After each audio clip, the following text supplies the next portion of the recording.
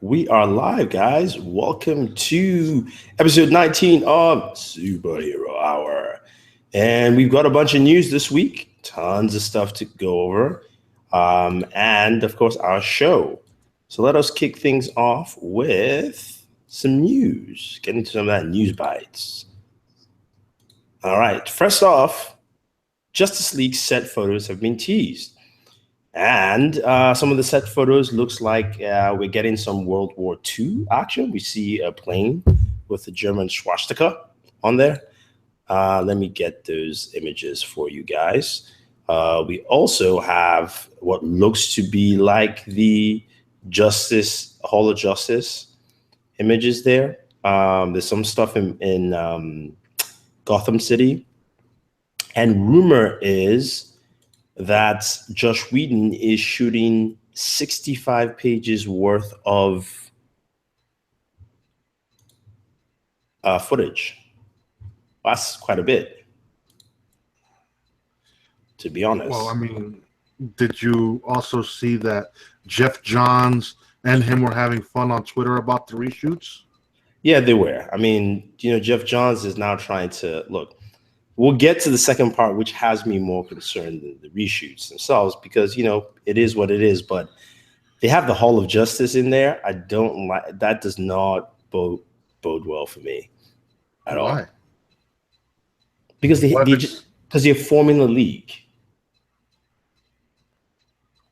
Okay, I mean, we knew they were going to form the league from BVS the way they ended that movie. I know, but the league, just remember, in this movie, they are formed in the league. Remember, they're recruiting Flash, they're recruiting Cyborg, they're recruiting Aquaman. So now you have a Hall of Justice already?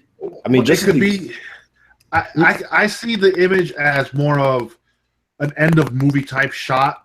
I hope so. I hope. Let me share my screen and get you guys some of that image action right here, so you guys can see. Go ahead, continue. So yeah, to me, this will be like an ending type scene where they decide to form the group, Superman and them is all back, and all that goodness. Hopefully that's how it plays out. Nothing more than that. If they bring it earlier than what Batman had a Hall of Justice and he decided to Batman has everything. Yeah, so I mean that's pretty much it. So on that aspect, I'm a little bit perturbed, but I don't think it'll be too bad. Hopefully, like you said, but it's end credits. There's going to be an end credit in this movie. I guarantee you. There's going to be 2 end credit scenes in this movie. So see, that's the inconsistency with them. Suicide Squad gave us an end credit. Wonder Woman didn't. Wonder Woman didn't, but also did not need to. I can see why they kept that one like that. BVS is the one that should have given us an end credit sequence. More than anything else. Man of Steel, no, not really, because remember, again, they weren't even sure what they were doing. That was just the very beginning, so I get that part. And they didn't have anything planned. So it was really BVS is the one that should have had an end credit scene. Now, moving on to the second news topic is the fact that Junkie XL, who did the score for BVS with Hans Zimmer and was supposed to be doing the score for this movie, Justice League, has left the project. Not left the project, but been replaced by Danny Elfman. Danny Elfman did the original Batman. He did some Spider-Man. He's done some other things. Danny Elfman is well known, but I don't like it. I just don't like it at all. Did they say why Junkie left? Junkie didn't leave. He was replaced by Danny Elfman. And I think it's Joss Whedon. Joss Whedon is finishing the movie. Joss Whedon most likely has worked with Danny Elfman before. So, yeah, I get that part. I also don't like Danny Elfman's score for how this movie will look. Just from the first trailer alone, I don't see Danny Elfman in that at all. So to me, I just don't see him in it. And to me, it's either they're retooling a bunch of stuff where it becomes a little bit more jokey or hammed up or whatever the case may be, or more lighthearted, if you will. And that's the reflection with Danny Elfman. Well, only way to truly find out is when we wait till November. Yeah. How's it going, Charles? Going pretty good. So what do you think about Danny Elfman joining as the new composer instead of Junkie XL? I don't like it. I don't. I used to be a fan of Danny Elfman when he did like the original like Batman movie that came out in 1989, and then when he did the score for like the first couple Spider-Man movies, I thought he did a good job. But his work on the score for Age of Ultron was not good. Yeah, I agree. It was not good at all. I thought that was one of the things that kind of killed the movie for me. So with that, after witnessing that and then him coming in to do Justice League, I am concerned for the score. But I'm concerned for the tone of the movie. I mean, not just the score, because he doesn't score serious. He doesn't do serious. Even his Spider-Man, score that some of them were serious were not. They don't weigh the same. I'll put it this way. Like you said, Marvel has not had a good track record of scores, and he did one of the worst scores with Age of Ultron. Unmemorable. Yeah. Didn't remember, other than the Avengers theme that's in there, the that part, which is from the very first, none of that. I didn't remember anything. Then you come to DC, where Man of Steel score, very memorable. BVS score, very memorable. Suicide Squad, which was basically a music soundtrack piece, was still very memorable. It's a different type of score. Well, I listened to the official score of Suicide Squad, the actual classical music stuff, and I liked it. Yeah. It wasn't as memorable as, let's say, BVS or Man of Steel, but it was still pretty memorable. And then you have Wonder Woman also. The score there is very rich. So yes. And again, but it's the tone of the score. Like, to me, it's that tone, and that's where I'm going. If they bring him in and he now makes this an Avengers version of Justice League, I would be pissed. Yeah, I'm not looking. I'm concerned. I am genuinely concerned. But the question is the work that Junkie XL has done so far, are they scrapping that? I think so. They didn't make it. It didn't make it seem like it was going to be used in any form or fashion. So, God damn. I mean, the things that will remain is Superman's theme is the same theme. Yeah, it will modify a bit, but it'll be the same. You have to play the theme in there. Batman's theme is the same thing as Wonder Woman's theme. He's going to score Flash, Aquaman, and Cyborg. So, he's don't forget the Lantern.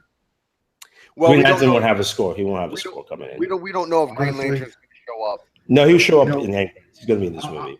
I'm finding this segment enjoyable because honestly, I don't give a crap about scores in movies. No, to me, that's the thing. You missed the point. To me, it's not the score that's my issue. It's what it represents. If he's scoring this movie, the tone of the movie changes. Yeah, and Lou, that's what I'm concerned about. It's not necessarily give me explosions, people dying, and I'm entertained. I could give a rat's ass about the music, with the exception of Suicide Squad, because that was music up my alley.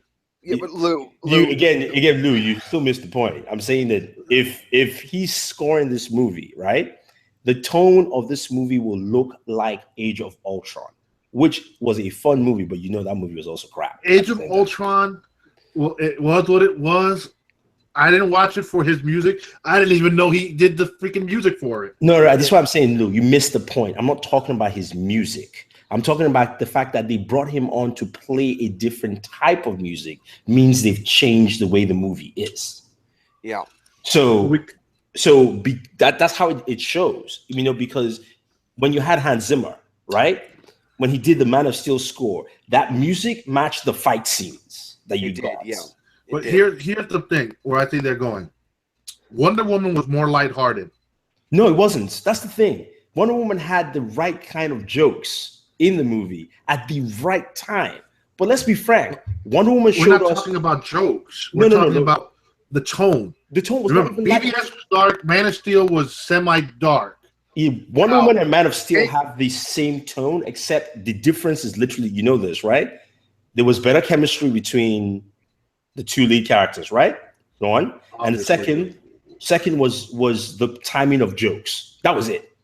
Those are the same movies, except those two things. So even if forget the lead character chemistry, right? We all just wanted to see Superman, right? But the jokes were timely enough to just lighten it because Wonder Woman, after there was a light joke or not a joke, it was more like a lighthearted scene. there was some intense action. There was World War I action. There was her going through the front lines. There's people dying left and right. There's Wonder Woman stabbing and killing people. Mind you, she killed a lot of people in that movie, just to be frank. So I didn't see a sword go through somebody. I just see a couple of knees to the chest. That's about it. Wonder Woman kick you, man. You ain't coming back. It's just like Captain America hitting you with the shield into a freaking Humvee. You ain't coming back. Yeah, I know, but Wonder Woman kick you, man. I mean, at least I don't remember. She said she was going to stop the war and kill people. She wasn't shying away from it, straight up. But I didn't expect it. Yeah, but my thing is just that it's not the score. Danny Elfman can make good or bad music. It's not the issue. It's the type of music he makes, right? It's like saying this, right? If you're going to make who's your favorite character, Lou? Who would be your favorite comic book character? I don't have one. Well, Logan. Logan, right? You want a Logan. What kind of Logan movie you want? You want a gritty Logan movie or you want a lighthearted Logan movie? I want what we just got. Okay, so you got Logan, right? You want gritty Logan, right? Fine. And then they say, okay, fine. Let's make a gritty Logan movie with some of the score with DMX soundtrack, some of that grittiness, that rough, raw energy. Oh, and then not DMX. No, but somebody like that, somebody hardcore. And then while they're doing it, you're like, oh, this is great. They bring Justin Bieber to do the score for you. Then you know the movie has changed. That's exactly you can send him back to Canada. That's exactly what this is. That's just all it is. Justin, wow. Now you really just put me in a bad mood with that one. Exactly. Justin there you Bieber. go. You're welcome. I'm not saying Danny Elfman is Justin Bieber. I'm saying that's the switch that we get for this. Transformers runtime is 149 minutes for the movie. There've been a lot of clips out there for Transformers. Dude, there's 39 clips. Like I've only 39 clips. I've only seen one clip, the one where he was sitting down with the lady and she pimp slaps him. No, where the robot attacks him. That's pretty much it. We'll see, but it looks like it's going to be a blockbuster. It's going to be a big movie when that hits. And what's got me interested is we don't know what this movie's tracking at. No, there's no tracking yet for the movie, and I will see. How? We already got tracking for Spider-Man at 90 million, which to me seems low.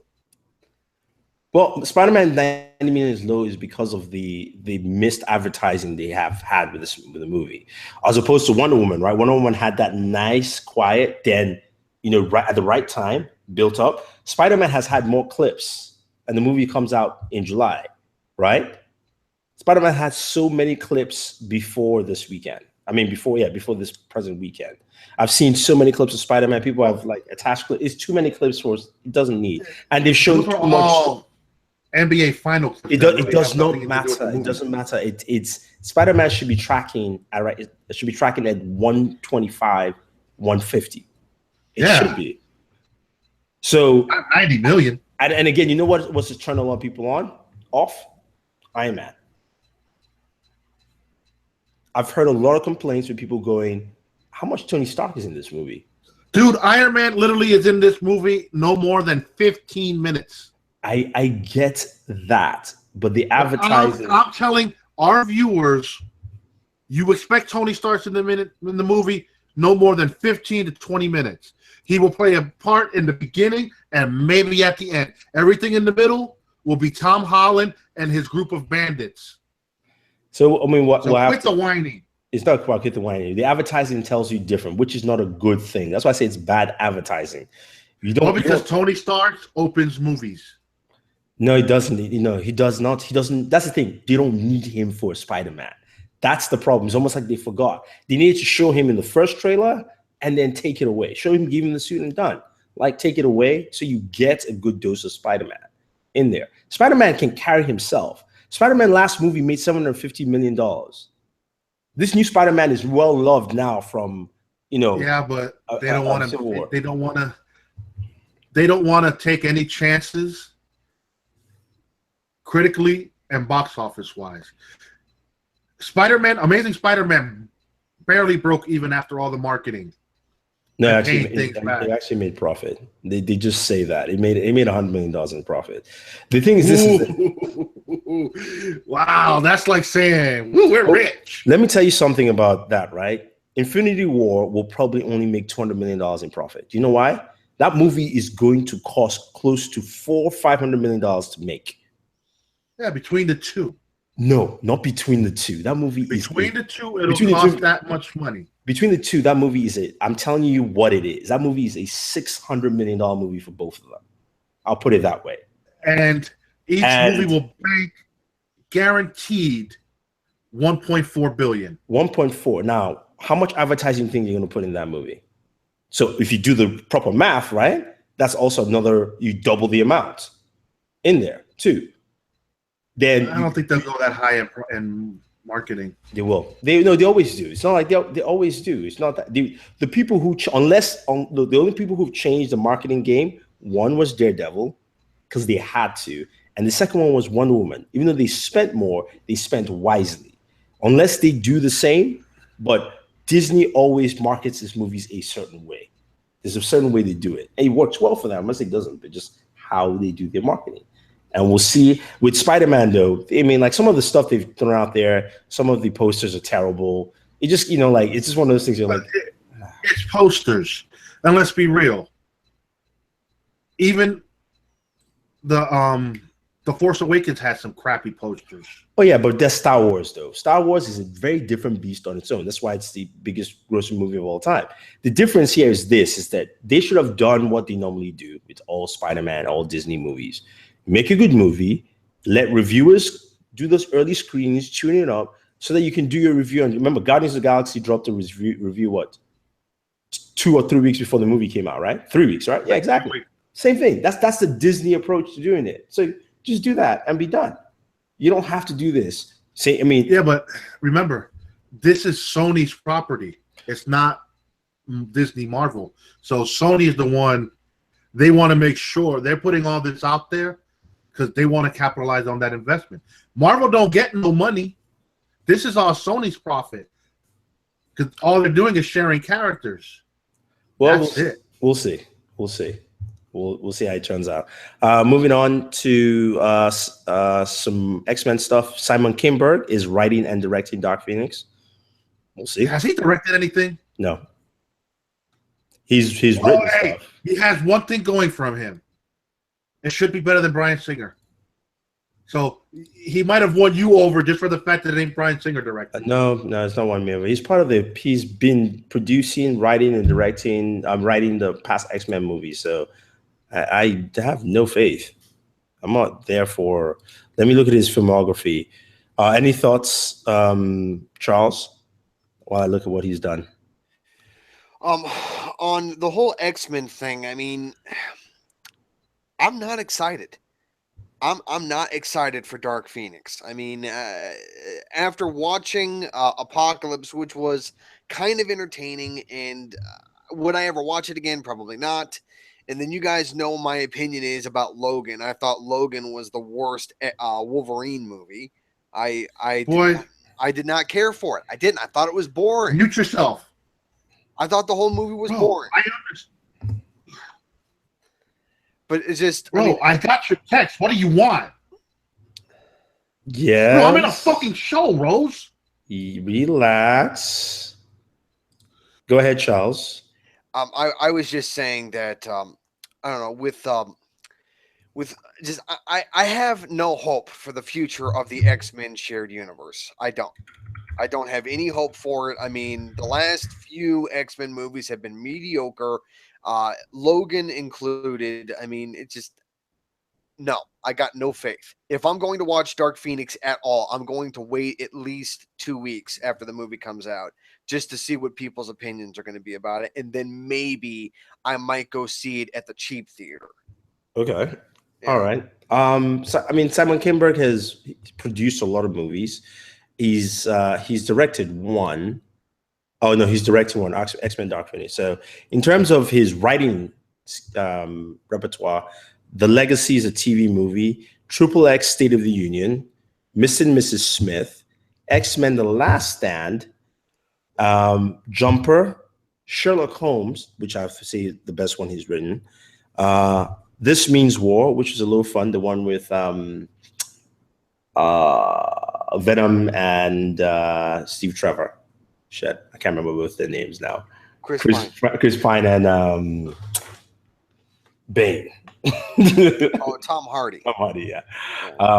He wrote X-Men: Days of Future Past, screenplay and story. He wrote the Fantastic Four movie. Which one? No, he wrote the screenplay for Fantastic Four. But which one? Which Fantastic Four movie? See my face? Oh, that one. Yeah. Kate Mara. X-Men Apocalypse. He wrote the screenplay for that. And then he wrote Star Wars Rebels, a couple of the shows. Okay. And he's produced a bunch of movies. So maybe he might be a better director. Hey. I don't know. Like I said, I'm still probably going to wait to see it until it shows up at my cheap theater. So. Okay. All right. Well, then we have that one. I don't blame you. I mean, I don't have super faith in what they're doing over there. And then Kevin Feige says there are no major plans for Fantastic Four in the MCU just yet at all. Well, I didn't expect there to be because they didn't get the rights back. Yeah. And I think most people have to understand that. I think that is what they're planning for phase, was it 3 or 4 or whatever what's his name is doing in MCU space universe. Who's the director of Guardians again? James Gunn. James Gunn. I think that's where they will introduce them into that, into the universe, because you can always tell a story where at some point their rocket went to space and they just disappeared, right? Mm-hmm. And then they come back that way. You can always tell that kind of story. New Mutants will be shooting in Montreal and Boston. So all my Boston peeps, if you want to be extras and be mutants in the movie, there's one for you right there. Well, I put that in there for you, so I know you'll be traveling to Boston. You might want to try to get in the movie. No. Henry Ian Cusick confirms his role in the Inhumans. Sorry, he is the actor from The 100. What's his character name again? Kane. Yeah, Kane. Yeah, he's playing Dr. Evan Declan. Although Boored is not the same character from comics, but it's an important character, so we'll have to wait and see how that shows up. Billy Zane, yes, the Phantom, is showing up in Legends of Tomorrow season 3, and I hope they tease that in there. But it looks like they're bringing some of these older 80s, 90s action stars. Is the Phantom a DC property? No. No, maybe he is now though. Who owns him? No. Last time I checked, Phantom is owned by somebody else, not DC. You know what? I'm gonna look that up because I want to know. All right, that's what he's doing. And I think Kevin Feige's lying.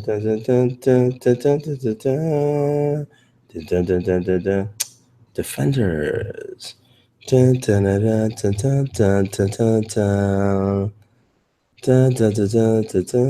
don't. It doesn't say here on the wiki.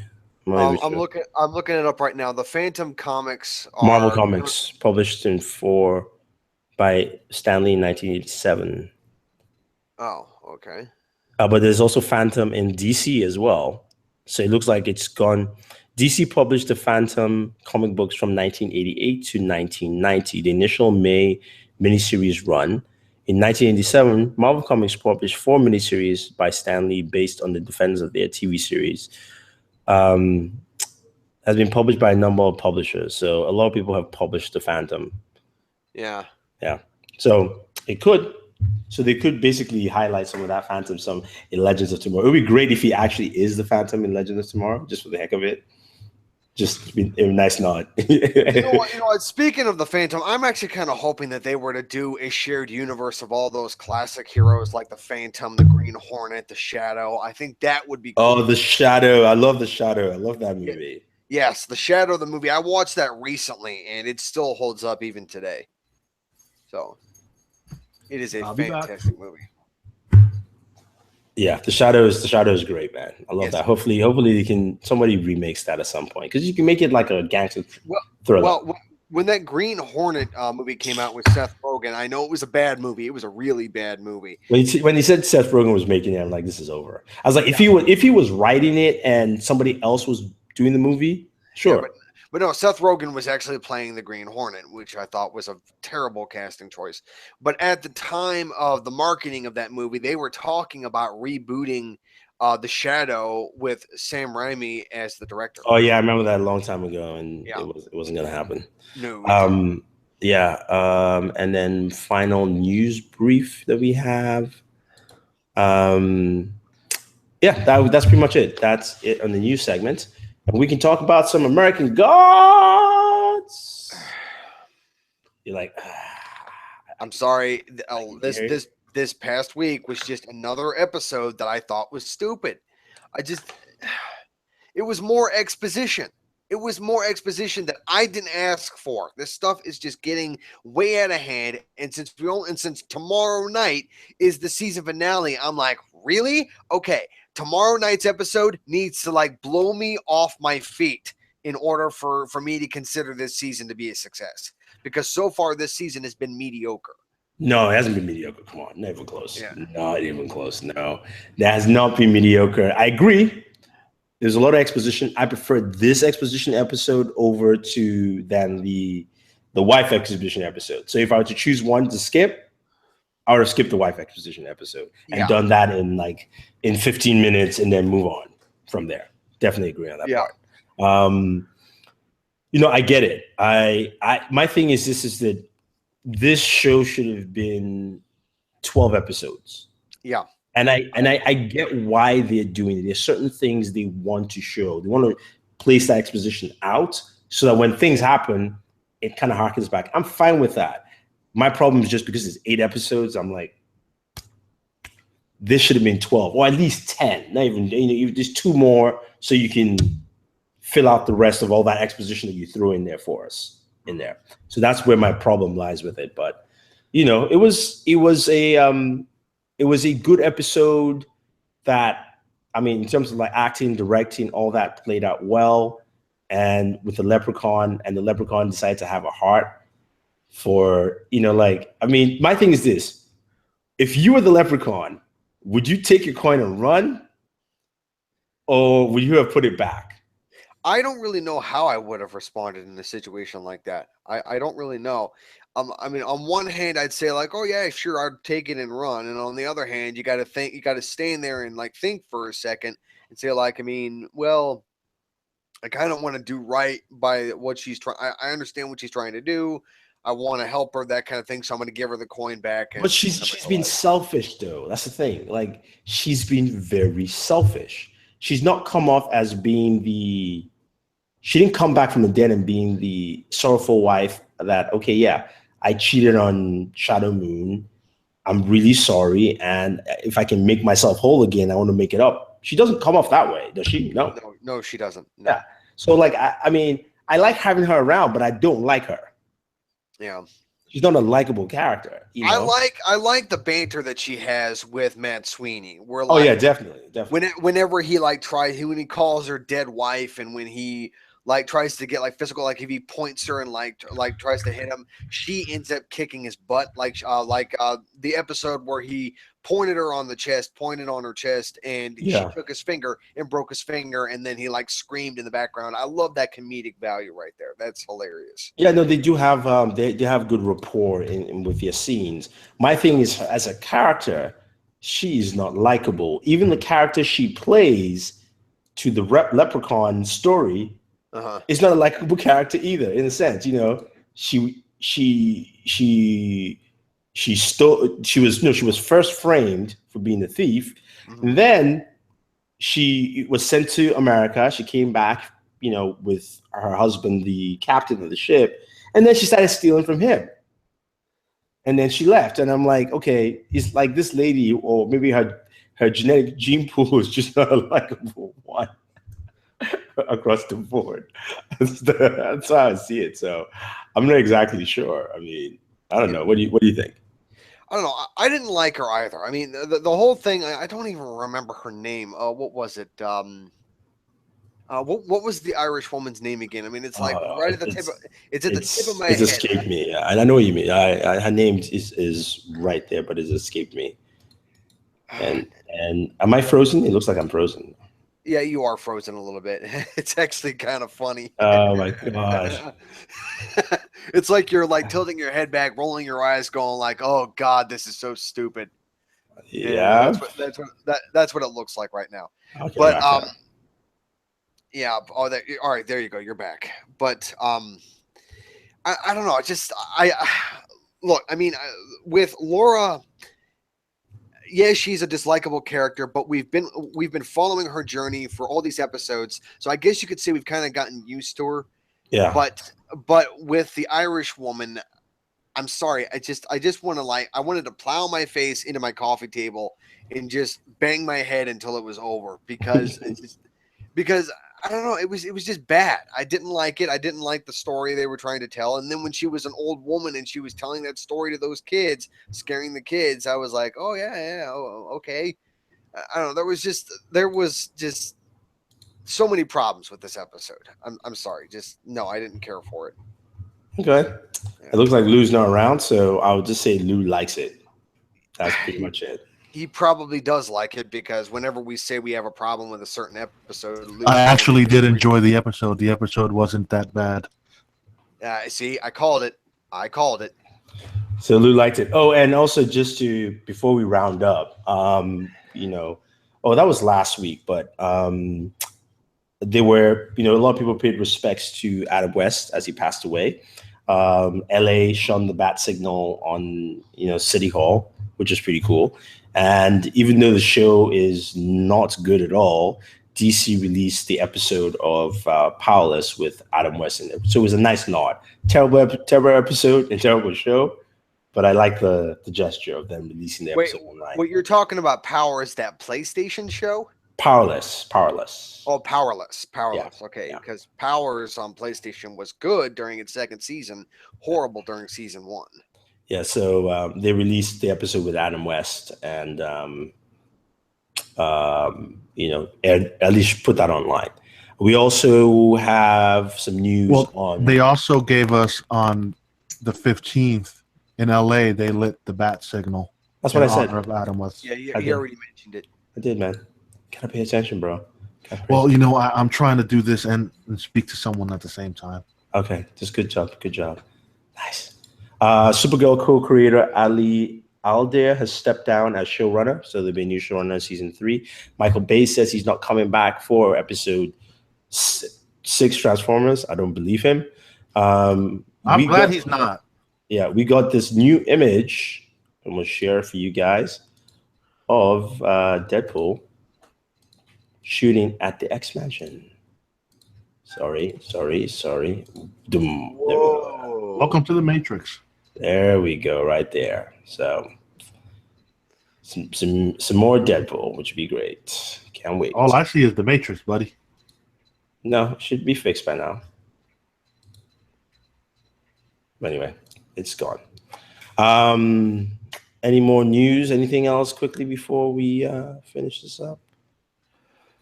Wonder Woman crossed $500 million this weekend. It's going to be number 2 behind Cars 3, most likely this weekend.